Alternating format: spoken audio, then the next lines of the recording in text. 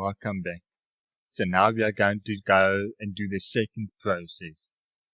You need to create the MySQL database. You're going to leave it empty.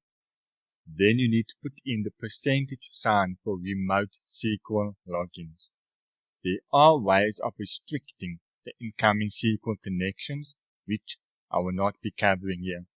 So follow along with me as we log into the hosting account. Just remember that most hosting accounts will be more or less the same. If you are not with Bluehost and you are not sure where to go, your hosting provider will be more than happy to assist you.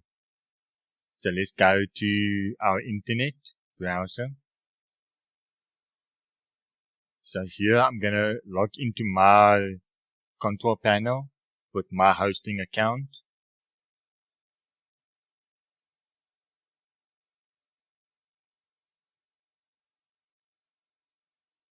Now I'm going to put in my email address there and my password.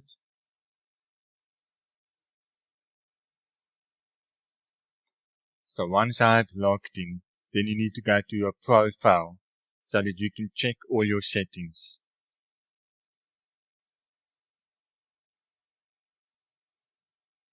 Right, so now we go to here, we click on profile.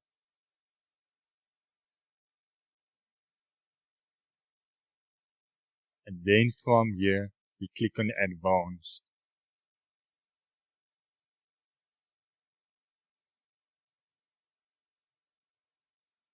Now once you are in advanced, you can see there's a whole bunch of things that you can do.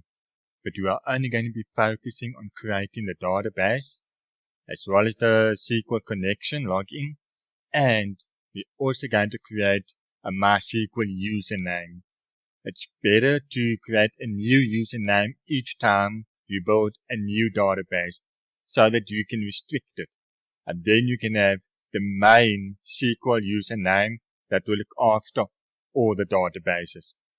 So first, as you can see, I'm here by databases. I'm going to go to remote MySQL. So I'll click on that. And here by host, it says percentage wildcard is allowed. So I'm going to put in the percentage sign and add host.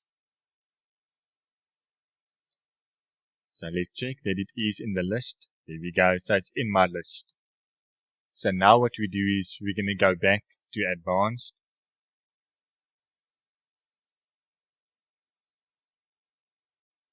And we're going to go to MySQL databases. Now here I'm just going to call it Doctor Practice and create it. So I'll just go back. Now we need to add a user. So here it says add new user. So here I'm just going to say doctor, just to keep it simple. I put in a password. Confirm the password. Now, once I've done that, I create the user. I go back again. Now I've created the database. I've created the user. But now I need to tell the hosting account that this user is the one to use this database. So here it says add user to database. So I've got user doctor and it must add it to this database. So I'll say add. So for now, just click all privileges to allow that user to do all of this. And you will say make changes. So there it's been done. And that's all you have to do. Teach you in the next lecture.